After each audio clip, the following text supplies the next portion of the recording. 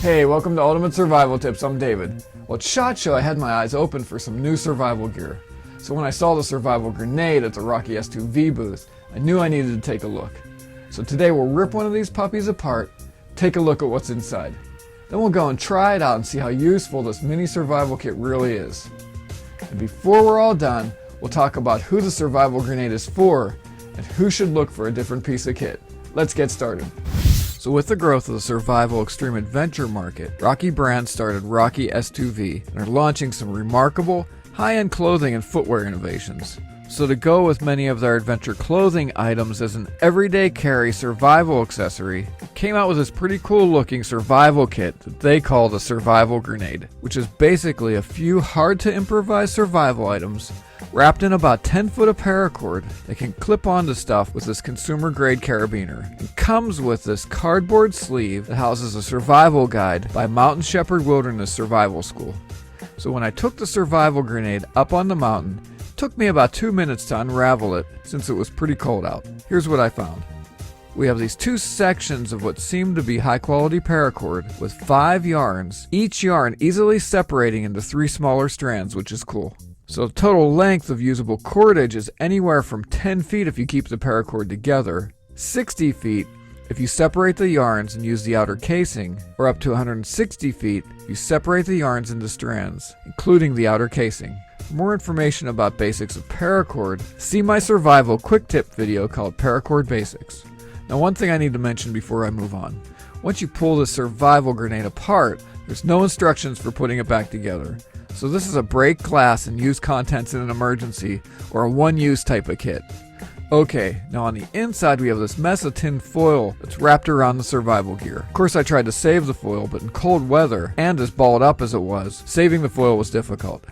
I did it, but not before putting 3 or 4 holes and tears in it. This outer foil is about 5 by 6 inches, or 13 by 15 centimeters. Inside there's another piece of foil that's rolled up nice and didn't rip or tear when I opened it. It also seems a bit higher quality than the stuff that was on the outside.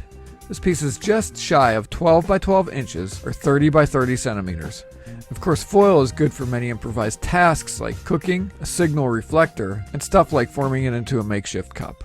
Next we have a small and medium-sized fishing hook. These are actually pretty good quality hooks, unlike the ones we've seen in some other kits. There are also 2 small sinkers and swivels. There's no fishing line in this kit per se, but if you know what you're doing, paracord strands can do just fine. Then we have 6 feet or 1.8 meters of pretty flexible, easy to work with wire for traps, snares, and other things. It should be fine for rabbit and squirrel snares. Anything larger and I think you're going to be disappointed. Next we have this large needle, which could come in handy if you need to stitch anything up using paracord strands. For a blade, the folks at Rocky S2V included a number 22 X-Acto style blade. It has about 1 inch or 2.5 centimeters of an edge. It can be used as is, or it can be improvised onto a stick for a little bit more control and leverage. For fire starting, we have this small but sufficient bundle of tinder. And last but not least, we have this ferro rod that's just shy of 2 inches or 5 centimeters. Now since it was cold out, and because fire is important for so many survival tasks, first thing on my mind was starting a fire with this kit. So I grabbed the ferro rod, and the only viable striker in this kit, the X-Acto blade. And that's when the problem started. I grabbed some pretty dry dead grass seed heads with tinder and some birch bark to put under it. First, because of experience, I know that many ferro rods have a dark outer coating to protect them until use. Now this dark coating needs to be scraped off to get a good spark, so I did this with a nearby rock. Then I attempted to get a spark using the back of my little blade as a striker. After a few minutes, I still was not able to get any worthwhile sparks. So I reluctantly turned the blade over to use the lower end of the blade, in hopes that the edge could produce some sparks from this rod. Honestly, I really didn't want to use this blade edge because I knew the hardness of the ferro was going to dull and likely damage this blade, but I was desperate. I did get a few sparks, but not many, so I persisted, and about 2 minutes later, I got a spark large enough to light my tinder. Honestly, I was a bit frustrated. Yes, I did seriously dull 2/3 of the blade. The tip end of my blade is still sharp, but the rest of the blade is not. So the combination of this ferro rod and the dinky blade could be a real problem for someone who's not experienced using fire steel. Now lastly, we have this kind of wonky cardboard pouch with a hole punched in it that houses the Mountain Shepherd Wilderness Survival School 7 Survival Priorities Guide. Okay, Although this 9x12 inch or 23x30 centimeter guide looks pretty cool, it's really pretty useless, if I can be quite honest. Front side has this really nice design, but it's largely wasted with some awesome wilderness photos and bullet point survival sayings and tips. There's a lot of real estate here that could have been filled with practical how-to survival information. On the other side, we have this fairly useful summary of 7 survival priorities. It takes up only about 25% of the total guide. Here's something that's interesting. When you read this guide, it actually talks about gear and supplies that are not included in the survival grenade, which really makes this guide about useless. And it's kind of a tease of how you could have been prepared if you had really been prepared. Now, under priority number 4, in the firecraft section, there finally is a mention about the survival grenade.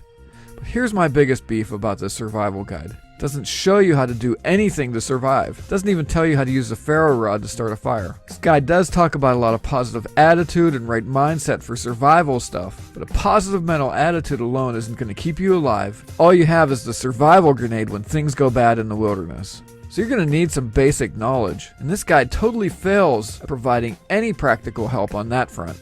Next, the total size of this guide is just too big.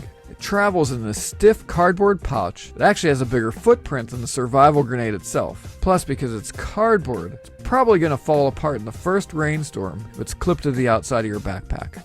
Also, the internal guide itself is made of paper, not plastic film like some other popular survival guides. So it's going to fall apart as well if it gets dunked in a river or soaked in a storm. Now, since the Rocky S2V Survival Grenade is a new release, there's not much out there in the way of owner comments. Now, there are some quotes on the Survival S2V website from blogs and news sources, but we generally discount short clips from magazines and other publications. So our rating of the S2V Survival Grenade is pretty low at 2.5 out of 5 stars. We would have maybe given it a 3-star rating if it wasn't for the poor excuse of a survival guide that came with it, and the fact that the ferro rod was hard to spark even after we realized our only recourse was using the knife blade in this kit as our striker, which ruined 2/3 of the blade. On a positive note, Rocky Brands is a very large and reputable company that usually gets things right. So I'd say this kit has potential in future versions if Rocky S2V develops a real survival guide that actually shows the distressed adventurer how to use the gear in a survival grenade and how to improvise using probable natural resources to stay alive. They also need to ditch this honkin' big cardboard sleeve, print a future guide on soft plastic film with permanent ink so that it might survive stormy weather and other rough conditions. Upgrading the ferro rod, roughing up the back of the X-Acto blade so that it can be used as an effective fire steel striker would be a big help. I'd also recommend that they include 1 or 2 waterproof matches, just because fire is so important to wilderness survival, so I like redundancy when it comes to fire starting. I'd probably experiment with weaving the survival guide into the outer layer of paracord. So who's the survival grenade for? Well, the Rocky S2V Survival Grenade, at just under $20 US, best suited for those who already know the basics of survival, but want a low weight and small footprint survival kit they can clip onto a pack or bag and just forget about until they need it. This kit's not really well suited for those who don't have at least some basic survival skills and knowledge, since the survival guide that comes with this kit is all but useless. However, this kit is better than nothing, and it's pretty easy to clip and leave on a bag or a pack. If you're looking for a small basic survival kit, it's a bit more functional. Check out my reviews of the Bear Grylls Basic, Scout, and Ultimate Survival Kits, or the Origin Soul Survival Kit. For more robust and complete ready-to-go survival kits, see my reviews of the GearPods Wilderness Survival System and the new Henry Survival Kit. So we've just taken a look at the Rocky S2V Survival Grenade. For your convenience, I've included links to all the gear that I've mentioned in the video description on YouTube. So don't forget to subscribe to this channel. And for more gear reviews, survival tips, and survival news, check out ultimatesurvivaltips.com. And while you're there, grab our monthly survival e-mag, like us on Facebook, and follow us on Twitter to get the latest news and be the first to hear about the great gear giveaway contests we have planned. Okay, this is David. I hope to see you on the other side, and remember, be prepared because you never know.